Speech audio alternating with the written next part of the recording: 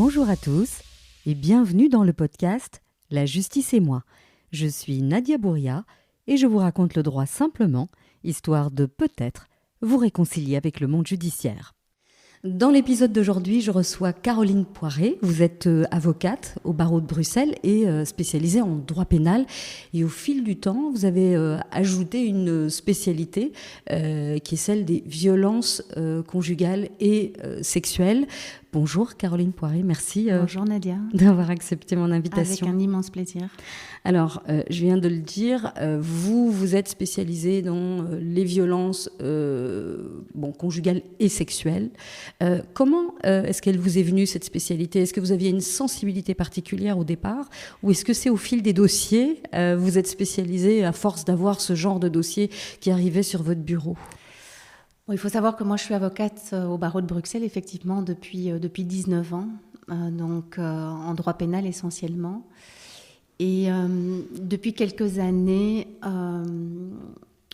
j'avais l'impression de perdre un petit peu justement de ma sensibilité dans certains types de dossiers, puisque je dirais que j'étais de l'autre côté, donc beaucoup plus pour les auteurs de tout type d'infractions pénales. Et petit à petit, j'ai été amenée en fait à être consultée par des victimes. Et je me suis, je dirais, auto-spécialisée parce que malheureusement encore à l'heure actuelle, il n'y a pas de spécialisation prévue pour les avocats. Donc ma spécialisation résulte en fait de mon envie de comprendre ce type de dossier, de comprendre les mécanismes de la violence. Et donc j'ai énormément lu, je me suis énormément informée. Et je pense que la meilleure spécialisation, c'est d'être en lien direct avec les victimes et comprendre la réalité dans laquelle elles se retrouvent. Alors, quelle est-elle, cette réalité ? La réalité des victimes, qu'elles subissent des violences sexuelles, qu'elles subissent des violences physiques et psychologiques, parce que celle-là, on la passe souvent sous silence, mais elle est tout aussi destructrice. Tout à fait. On en parle très peu. Mais je dirais que le point commun, en fait, que les violences soient physiques, sexuelles ou psychologiques, c'est le trauma, c'est le traumatisme. Et c'est à partir de la prise de conscience d'un traumatisme qu'on va peut-être décider. Ça peut prendre du temps. C'est un processus qui peut parfois être très long, mais qu'on va décider en tout cas de ne plus être dans une victimisation secondaire, je dirais, vraiment de prendre les choses en main pour aller déposer plainte et pour dénoncer une situation de violence, qu'elle soit physique, psychologique ou sexuelle. Donc elles sont, je dirais, en tout cas quand elles arrivent chez un avocat, à ce stade-là, déjà dans une prise de conscience qu'il y a un traumatisme et qu'il faut faire quelque chose. Et quels sont les éléments déclencheurs ? Qu'est-ce qui fait qu'elles poussent la porte d'un avocat ou qu'elles vont voir un psy ? Est-ce qu'il y a une constante ? La constante, c'est l'expression du corps. En fait, je dirais la symptomatologie, c'est-à-dire des crises d'angoisse, des difficultés à dormir, des troubles du sommeil, des troubles de l'alimentation. Donc, c'est-à-dire que le corps parle pour elles et leur faire prendre conscience qu'elles ne peuvent plus avancer et que le corps ne suit plus. Et donc, je pense que c'est vraiment le corps qui est un déclencheur. En tout cas, les symptômes qui sont totalement dérangeants et qui leur infligent une telle souffrance qu'en réalité, elles ne peuvent plus faire autrement que d'aller consulter un psy, d'aller consulter un avocat, d'aller consulter une association. D'accord. Donc je pense que le physique fait bien les choses, c'est-à-dire qu'à un moment, le corps parle et elles doivent l'écouter, elles sont dans l'obligation de l'écouter. Donc c'est comme si le physique venait en miroir de la souffrance psychologique. Oui, c'est tout à fait ça, en fait. C'est un miroir, c'est-à-dire que le corps leur rappelle chaque jour qu'il y a un traumatisme et que ce traumatisme doit être traité d'une manière ou d'une autre par une prise de parole, par un suivi psychologique. je veux dire, chaque victime a son chemin et chaque chemin est différent. C'est-à-dire qu'on n'est pas dans l'obligation d'aller déposer plainte. On peut entamer un suivi psychologique.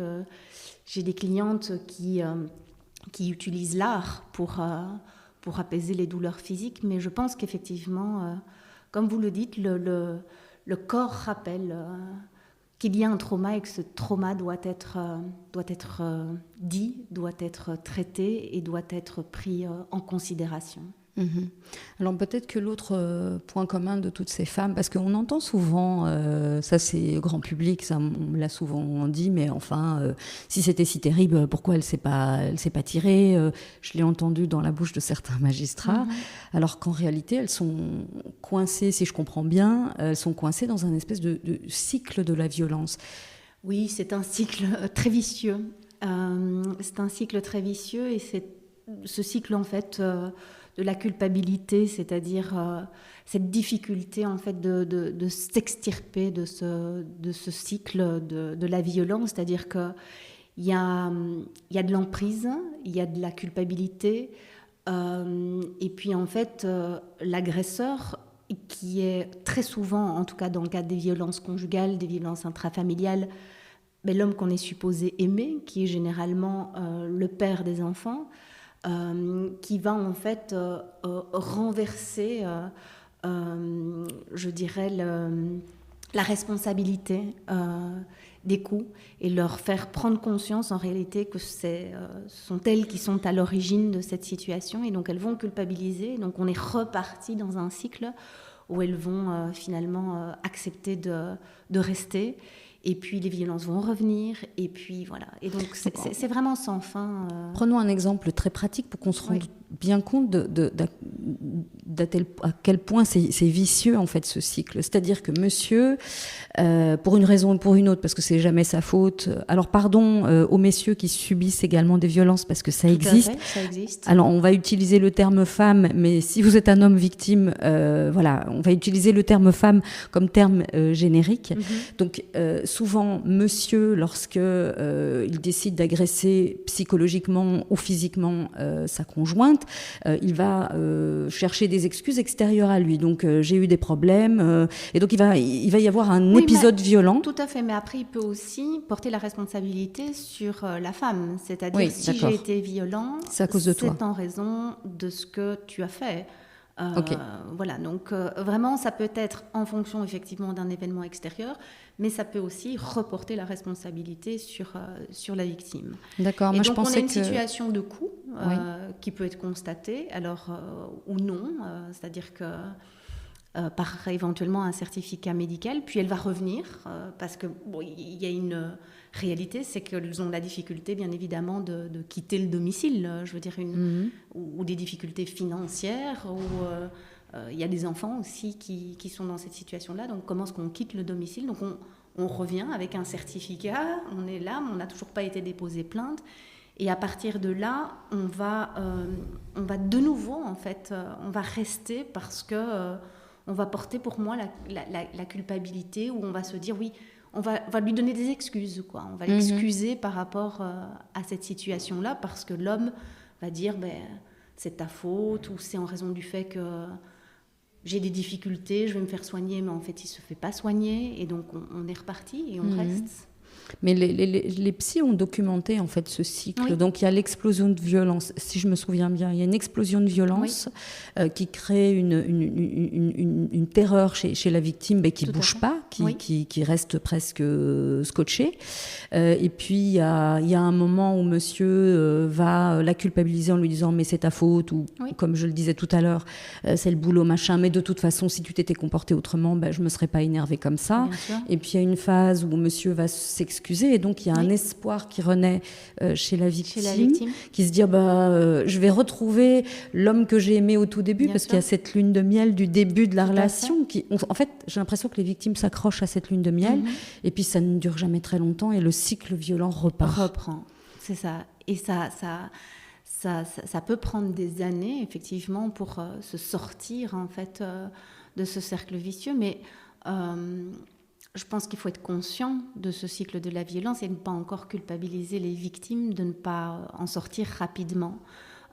Je pense que c'est à nous d'informer sur ce cycle pour que de nouveau elles prennent conscience qu'elles sont dans ce cycle-là. Et je pense que quand on passe par la conscience de quelque chose, même si on y retourne, ce n'est pas grave, mais au moins on a conscience de ce qui se passe. Et donc à partir du moment où on est prêt, on va pouvoir sortir de ce cycle grâce à l'aide éventuellement de différents intervenants, parce que je pense que seul, c'est pas simple. Ouais, c'était la question que j'allais vous poser. Donc, si une auditrice qui nous écoute se rend compte qu'elle est coincée dans ce genre de cycle de la violence, c'est quoi le premier réflexe à avoir ? Mais il y a des associations qui sont en tout cas disposées à écouter ces victimes. Il y a des associations qui peuvent les recevoir et les entendre et ensuite les aiguiller vers éventuellement un psy, un avocat ou vers éventuellement des services de police. Je pense qu'il faut aller déposer plainte, mais de nouveau sans porter la culpabilité de ne pas le faire, parce que ce n'est pas toujours simple.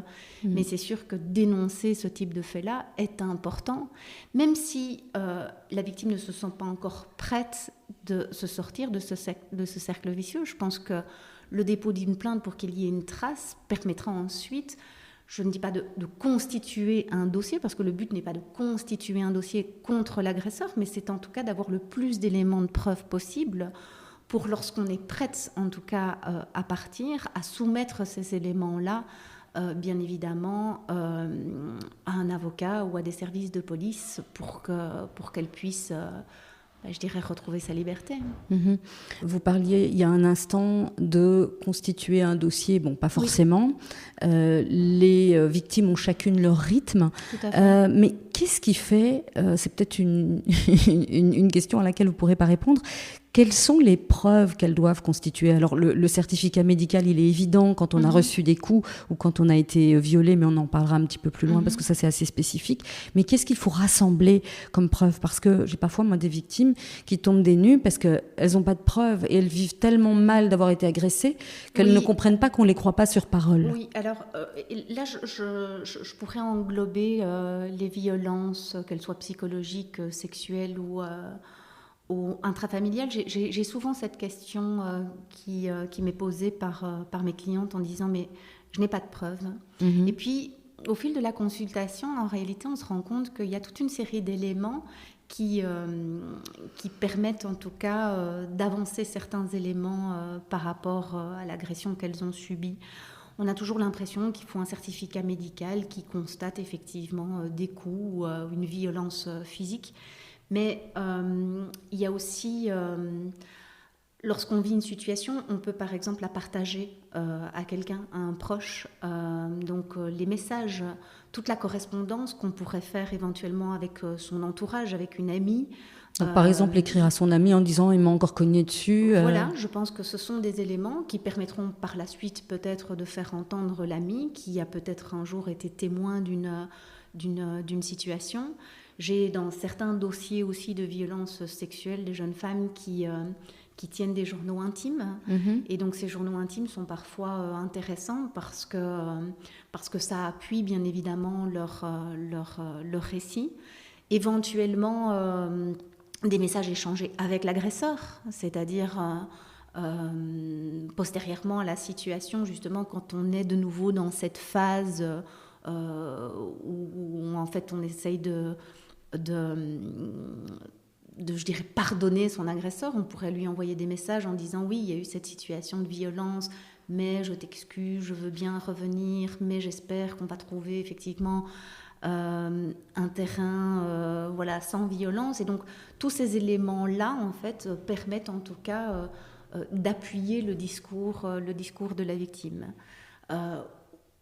Puis on a effectivement les certificats médicaux. Alors on peut aussi avoir des suivis psy qui sont tous des. Donc c'est vraiment de réunir tous les éléments qui permettent en fait d'appuyer et de crédibiliser en fait le discours de la victime.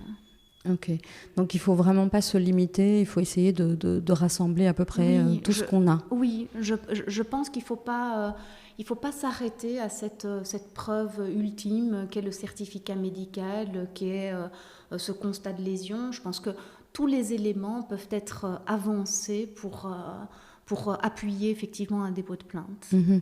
Et puis dans le cas des violences psychologiques, il n'y a pas de traces de coups, mais il y a un trauma psychologique qui est énorme. Oui. Là, on a une difficulté supplémentaire. Là, on a effectivement une difficulté supplémentaire, ce qu'on appelle un petit peu ces violences non visibles, hein, puisqu'elles ne sont pas constatées par des certificats médicaux. Peut-être d'enregistrer lorsque l'agresseur est violent justement psychologiquement. Essayer de réunir, écrire sur les situations si les victimes sont capables de le faire pour appuyer, mais c'est vrai que ce n'est pas simple. Ce sont des dossiers où le fait de réunir les preuves est difficile et fait que justement les victimes ne déposent pas souvent plainte pour ce type de violence-là. Alors vous le disiez tout à l'heure et ça m'a frappé, vous disiez qu'on n'est pas obligé d'aller porter plainte parce j'imagine, elles ont chacune leur cheminement. Tout à fait. Mais lorsqu'elles décident de déposer plainte, vers qui se tourner? Parce que malheureusement, et je pense que vous allez me le confirmer, dans l'état actuel des choses, tous les policiers, tous les magistrats ne sont pas formés, ou en tout cas ne sont pas sensibilisés à ces situations de violence. Alors, est-ce que vous avez des petits trucs et astuces à partager? Oui, évidemment, j'ai des pistes. Et alors, ça s'appliquera tant aux violences sexuelles qu'aux violences intrafamiliales et violences psychologiques. Il faut savoir que depuis 2017, il y a une cellule spécialisée en fait qui s'appelle la cellule EVA. C'est une cellule qui a été créée en fait à l'initiative des inspecteurs de police. Donc c'est assez honorable, je trouve. Et ils se sont spécialisés sur ces problématiques-là. Et donc, ils ont créé une cellule spécialisée au sein de la zone de police Bruxelles-Capitale-XL, la zone Paul Bru. Et maintenant, en fait, les politiques se sont engagés à ce qu'il y ait au sein de toutes les zones de police, en fait, des cellules EVA. C'est-à-dire que les victimes aient la possibilité d'aller déposer plainte et qu'il y ait une cellule spécialisée avec des inspecteurs qui soient formés, en fait, aux violences sexuelles et aux violences conjugales. Donc actuellement, en tout cas, parlons sur Bruxelles, on a une cellule EVA rue Marché au Charbon, numéro 30 à 1000 Bruxelles. C'est une cellule qui reçoit effectivement les victimes qui souhaitent déposer plainte sur rendez-vous. Donc il faut prendre contact avec la cellule EVA et donc il y a un rendez-vous qui est fixé. Et donc ça se fait dans des conditions tout à fait sécurisantes, bienveillantes. On a maintenant d'ailleurs à cette cellule EVA la présence d'un chien, un chien confidence en fait, il s'appelle Lucky. Et donc pendant l'audition, les victimes sont en présence de ce chien parce qu'on s'est rendu compte que la présence d'un animal permettait en tout cas une meilleure gestion des émotions. Alors on a 2 cellules EVA aussi qui se sont mises en place maintenant, enfin une sur la zone en fait de Saint-Gilles, Anderlecht et Forêt. D'accord. Donc voilà. Donc, et l'objectif, en fait, c'est que ces cellules EVA soient généralisées en fait, sur tout le territoire. D'accord. Et ça en est où, cette extension ? Mais ça en est où ? Donc, je pense que pour l'année 2023, il est prévu que les 6 zones de police sur Bruxelles soient dotées d'une cellule EVA. D'accord. Alors, ça, c'est pour le dépôt de plainte. Si maintenant on est dans une situation qui vient de se produire, et bien dans ce cas-là, pour les violences sexuelles, on a le centre de prise en charge des violences sexuelles, où on a la possibilité effectivement d'aller déposer plainte, mais également la possibilité de recevoir en réalité un premier soutien psychologique. Et alors on va procéder aussi à ce qu'on appelle un kit de viol. Voilà, le set d'agression sexuelle. Ouais.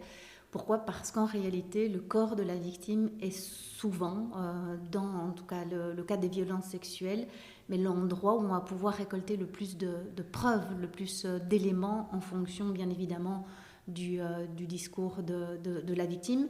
Et donc, elle a la possibilité, au sein de ces CPVS, de déposer plainte, même si ce n'est pas une obligation. Elle peut aussi recevoir les premiers soins, on peut faire le set d'agression sexuelle, faire tous les prélèvements, et elle peut, si elle le souhaite, déposer plainte par la suite. Et donc la particularité, si mes souvenirs sont bons, c'est que ces centres sont dans des hôpitaux et non pas dans des commissariats. Voilà. Donc ces centres sont effectivement dans des hôpitaux. Il y en a maintenant une dizaine sur le territoire belge. Ça, c'est une des grandes avancées de cette année 2022.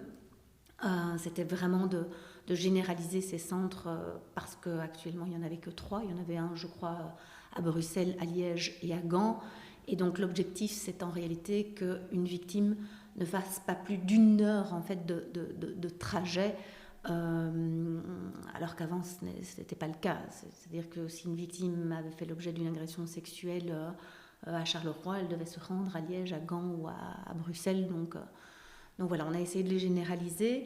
Et la particularité des CPVS, c'est que si les faits se sont produits au-delà d'1 mois, les victimes ne sont pas admissibles au CPVS. Donc il faut que les faits se soient déroulés dans un délai d'1 mois.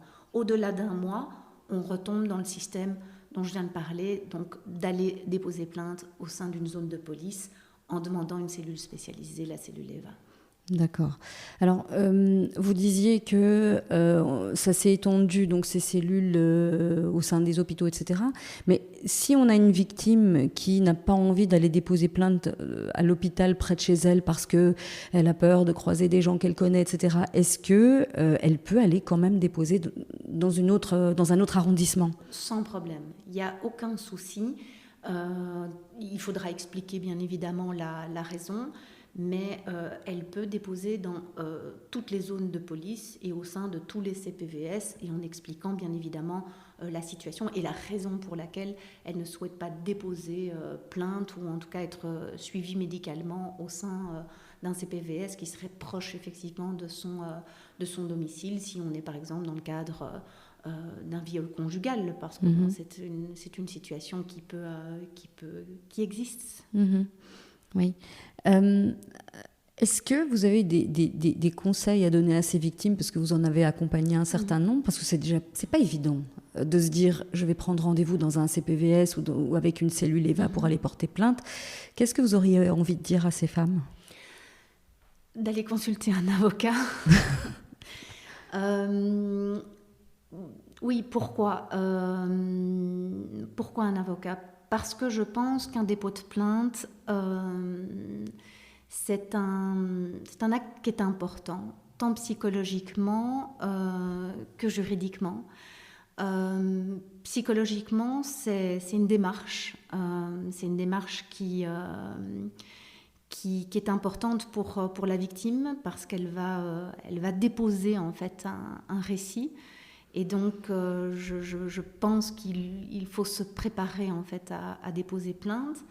Et juridiquement, pourquoi ? Parce qu'en fait, c'est vraiment l'acte de procédure qui va permettre en fait l'ouverture d'une enquête. Et donc, je pense que si on a le plus d'éléments possible dès ce dépôt de plainte, ça va permettre bien évidemment une enquête plus optimale, quoi, sur base des éléments. Donc, mes conseils, c'est vraiment de contextualiser le plus possible dans le cadre de son dépôt de plainte, c'est-à-dire de donner le plus d'informations possible. Je dis toujours à mes clientes, n'hésitez pas à donner en fait le plus de détails, le plus d'informations, pour autant que vous en soyez capable de le faire. Donc vraiment donner le plus de détails, contextualiser, circonstancier, donner des dates, Donc voilà, vraiment le plus d'éléments possible.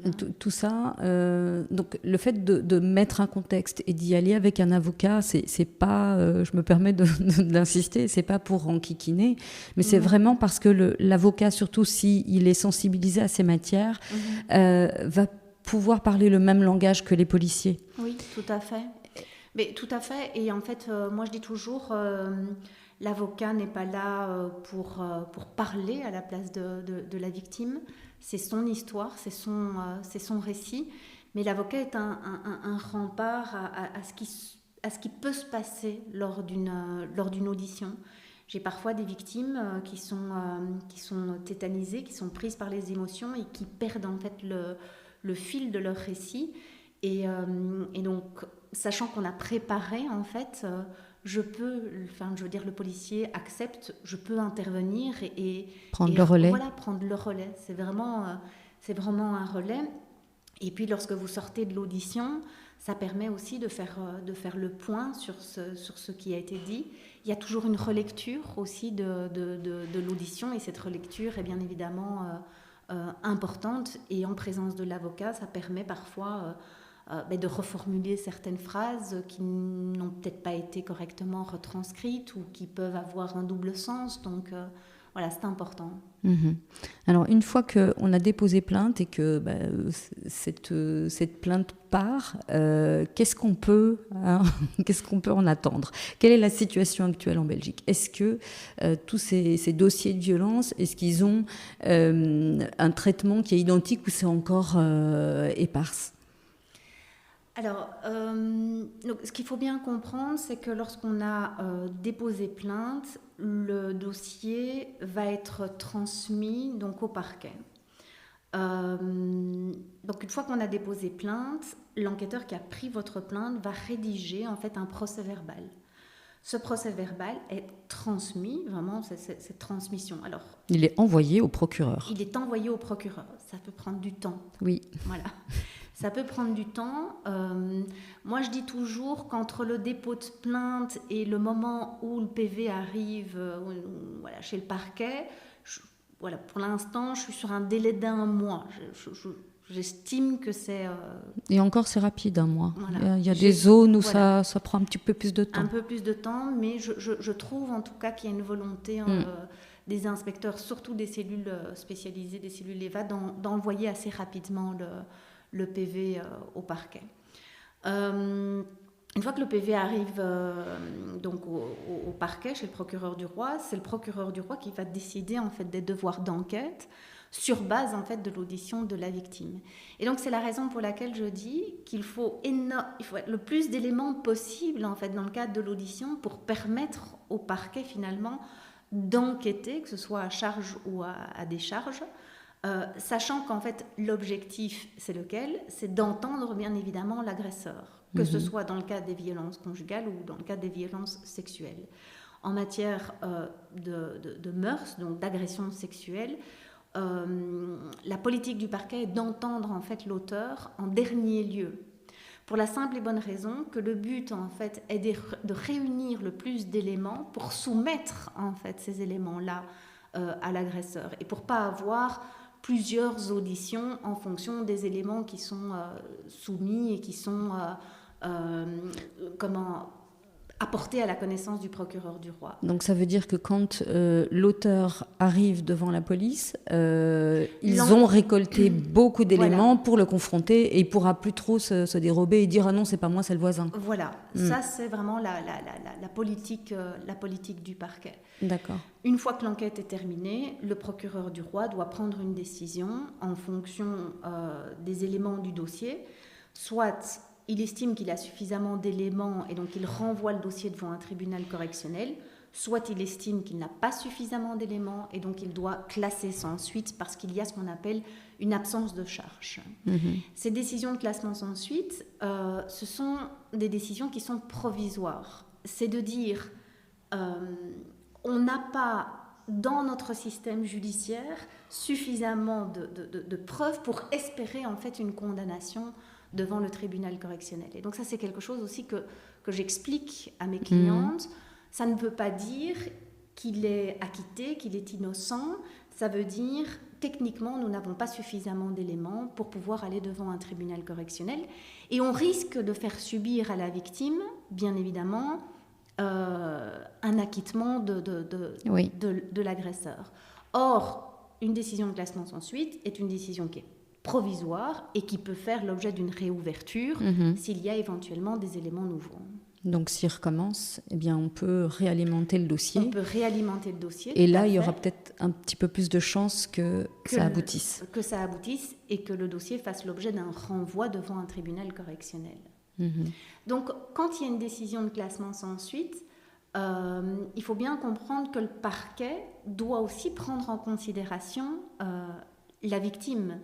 C'est-à-dire, est-ce que je vais infliger à la victime un procès où je sais qu'en raison du dossier, je n'ai pas suffisamment d'éléments et qu'il y a un risque d'acquittement. Et là, c'est une décision qui est bien évidemment définitive. Et l'agresseur peut se prévaloir de cette décision d'acquittement en disant « j'ai été acquitté, je suis innocent ».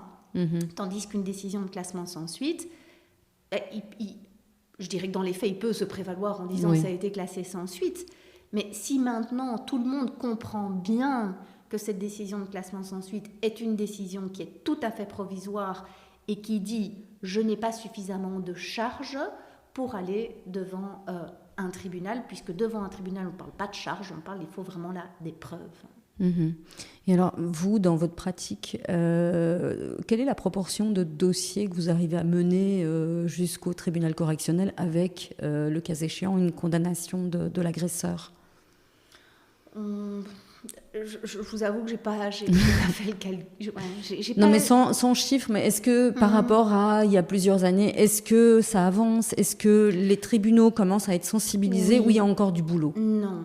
Alors, il y aura toujours du travail, mais je trouve en tout cas, parce que j'ai pu être consultée par plusieurs victimes dont les dossiers avaient fait l'objet d'un classement sans suite. D'accord. Et dont on a demandé la réouverture. Et on voit vraiment qu'il y a une volonté du parquet d'écouter en tout cas ce que les victimes disent suite à ce classement sans suite et quels sont les éléments qu'elles veulent encore mettre en avant. Donc j'ai obtenu beaucoup de réouvertures de dossiers qui avaient fait l'objet d'un classement sans suite et où le parquet s'engage à continuer à enquêter. Donc ça c'est une chose qui est, je trouve, extrêmement positive. Donc c'est-à-dire que le parquet entend en tout cas et les éléments qui sont avancés par la victime après la lecture d'un dossier classé sans suite. Et maintenant, je pense que s'il y a un avocat derrière qui peut appuyer déjà en fait le dossier et convaincre le procureur du roi qu'on obtiendra la condamnation devant le tribunal correctionnel, le parquet s'engage bien évidemment à poursuivre, mais toujours en ayant à l'esprit l'intérêt de la victime. C'est-à-dire que je pense qu'on va moins vers des classements sans suite par opportunité uniquement du ministère public. Il faut expliquer ce que c'est que ça, le classement par opportunité. Alors l'opportunité, c'est-à-dire que le ministère public, c'est lui qui a l'opportunité des poursuites, c'est-à-dire c'est lui qui a le choix en fait de poursuivre ou de ne pas poursuivre. Donc de faire le choix de décider de classer sans suite ou de renvoyer devant le tribunal correctionnel. Je pense que maintenant le parquet s'engage à ne plus classer sans suite par simple opportunité. Donc, juste parce qu'elle a envie de classer, parce qu'il y a trop de dossiers, parce que voilà, parce que là. Pour des raisons de politique criminelle, parce que les tribunaux sont engorgés, parce qu'il n'y a plus de place, parce que... Non, je trouve qu'au niveau du parquet, il y a une volonté maintenant d'expliquer et d'informer la raison pour laquelle le classement sans suite a intervient. Lieu. De nouveau... ce n'est pas encore malheureusement généralisé. C'est-à-dire qu'il y a encore du travail et il faut vraiment qu'au niveau du parquet, il soit conscient qu'en fait, c'est important pour une victime de comprendre. Et c'est là qu'intervient cette victimisation secondaire. Si elle ne comprend pas, Si elle n'est pas suffisamment informée, elle est une deuxième fois victime d'une situation. Et en fait, ce qui est important pour elle, c'est de comprendre, c'est de reprendre en fait le contrôle de leur vie. Vous savez, les violences conjugales, les violences sexuelles, c'est quoi ? C'est une prise de pouvoir sur l'autre. Les violences... D'ailleurs, arrêtons de parler de violences sexuelles, arrêtons de parler d'agression sexuelle. Parce qu'en réalité, c'est soit un viol, soit une atteinte à l'intégrité sexuelle de la victime. Le viol ou une atteinte à l'intégrité, il n'y a rien de sexuel là-dedans. C'est une prise de pouvoir, et dans le cas des violences conjugales, c'est la même chose. C'est prendre le pouvoir sur sa femme. Et donc, on leur enlève par une agression sexuelle, par un viol, par des violences conjugales, on enlève ce pouvoir-là. Et donc, si elles ne sont pas maîtres de la situation dans le cadre de la procédure judiciaire, c'est pour moi une victimisation secondaire.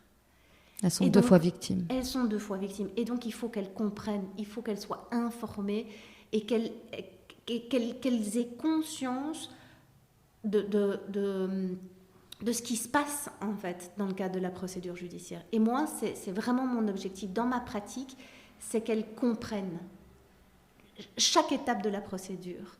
C'est quoi le dépôt de plainte ? Comment on se prépare à un dépôt de plainte ? Pourquoi c'est classé sans suite ? Quelles sont les preuves que je peux amener ? Que je comprenne le classement sans suite et qu'elles puissent dire à leur agresseur « c'est classé sans suite ». Ok, c'est classé sans suite, mais c'est classé sans suite parce que je n'ai pas suffisamment d'éléments. Mais ce n'est pas classé sans suite parce que tu es innocent et pas parce que tu ne m'as rien fait. C'est classé sans suite parce que dans le système judiciaire, je n'ai pas suffisamment d'éléments. Mais par contre, je sais que je suis victime et j'ai été victime. Et si ça se reproduit, eh ben, je redéposerai une plainte. D'accord. C'est vraiment de reprendre le pouvoir. Et vous voyez cette reprise de pouvoir chez vos clientes ? Ouais. Oui, franchement, au fil de la procédure, je constate qu'elles ont... Elles reprennent du poil de la bête. Elles reprennent du poil de la bête. Alors, je ne dis pas qu'il y a... Je dis pas qu'une décision de classement sans suite n'est pas un moment qui n'est pas douloureux. Ce serait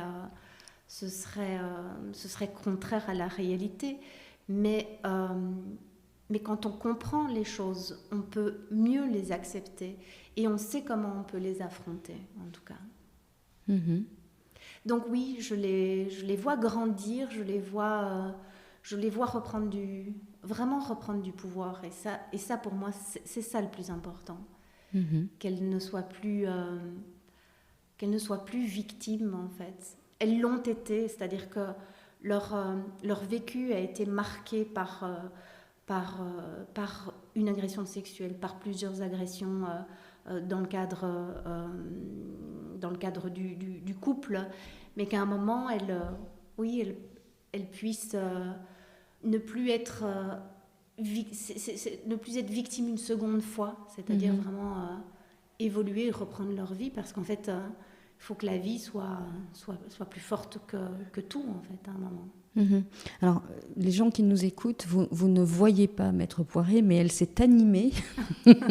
Vos yeux se sont allumés quand vous avez parlé de ce chemin chez vos victimes qui reprennent le pouvoir sur leur vie. J'ai l'impression que vous pensiez à l'une ou l'autre de vos clientes en particulier. Est-ce que vous avez envie de nous partager, évidemment, sans trop dévoiler, une anecdote, une histoire qui vous a particulièrement touchée ?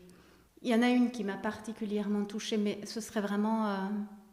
désobligeant de ma part de déterminer que c'est celle-là qui m'a plus touchée qu'une autre, parce qu'en réalité, chaque histoire me marque, et c'est ça qui est vraiment important, parce que j'entends souvent mes clientes me dire oui, mais moi c'est moins grave qu'une autre, et en fait je l'entends, en fait j'entends tout, mais juste je leur dis que il n'y a rien qui est plus grave qu'autre chose. Il n'y a pas d'hiérarchie. Il n'y a pas d'hiérarchie en réalité, parce que tout simplement, il y a une constante, c'est le traumatisme. Et chacun, on vit son traumatisme en fonction de son histoire, de son éducation, du milieu d'où on vient, de l'âge que l'on a. Et donc il n'y a pas d'hiérarchie. Et donc, voilà, chaque histoire en tout cas m'a marquée. Il y en a une peut-être, c'est celle de cette jeune femme qui est très malade, qui souffre d'une maladie incurable à tel point qu'elle a fait le choix en réalité d'être euthanasiée. Et avant d'être euthanasiée, elle a décidé d'aller porter plainte. Tout simplement, bien qu'elle sait qu'elle ne verra peut-être pas l'issue en fait, de cette plainte, mais pour la simple et bonne raison qu'elle veut reprendre le pouvoir avant de partir. En fait, elle veut poser ce trauma quelque part et ne pas partir avec lui, d'être plus en paix en réalité. Donc voilà, et c'est vrai que je l'ai vu je dirais pas se déployer, mais en tout cas reprendre un souffle quoi, au moment de ce dépôt de plainte et de ne plus être la victime d'une situation. Elle le restera, je veux dire, la victime d'une situation, mais il y a une reprise de pouvoir par... alors ça peut être par le dépôt de plainte, mais ça peut être par le fait d'aller consulter un avocat, ça peut être par le fait tout simplement d'aller voir un psy. Je ne dis pas que le dépôt de plainte est un moment ultime et nécessaire pour retrouver le pouvoir et pour ne plus subir en fait une situation. Il y a différentes voies. Mais en tout cas, une action qui est posée permet en tout cas je pense, d'avancer. Merci beaucoup pour ce partage, Caroline Poirier. Avec plaisir. À bientôt. Merci d'avoir écouté cet épisode jusqu'au bout. Je vous le répéterai à chaque fois, mais c'est important pour moi de faire connaître ce podcast qui a une vocation d'information et d'éducation. Alors partagez-le autour de vous et n'hésitez pas à poser vos questions ou à suggérer un invité. Et moi je vous dis à la semaine prochaine.